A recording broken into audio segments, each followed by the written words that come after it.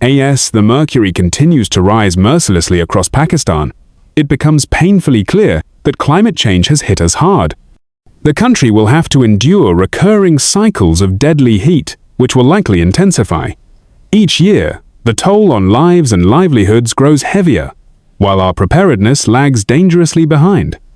While a westerly system may offer some relief next week, the immediate focus must remain on protecting vulnerable communities and strengthening long-term resilience.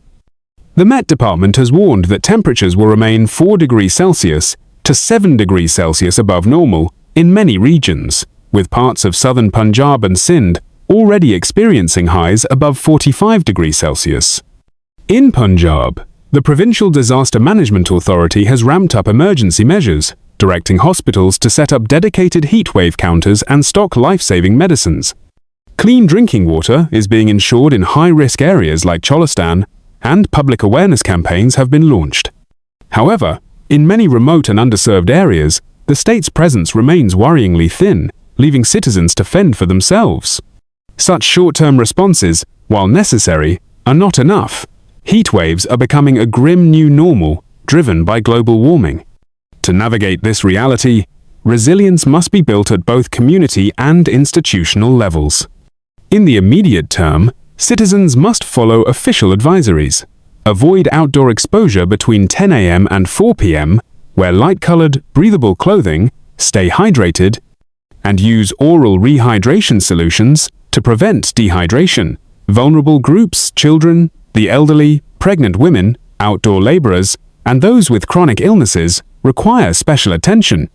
Employers must adjust working hours and provide shaded rest areas. Early signs of heat stroke should never be ignored. Immediate cooling and professional medical care can save lives. Looking ahead, urban centers must adapt by expanding shaded public spaces, ensuring uninterrupted water supply, and enforcing labor protections during peak heat hours. Health systems, particularly in rural areas, must be strengthened to cope with rising cases of heat-related illnesses.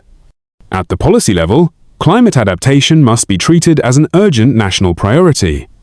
Investments in early warning systems, green infrastructure such as urban forests and cool roofs, the revival of traditional water reservoirs, and wide-reaching public education campaigns are critical. Heat waves will return, each more punishing than the last. Building resilience has become a matter of survival in a dangerously warming world.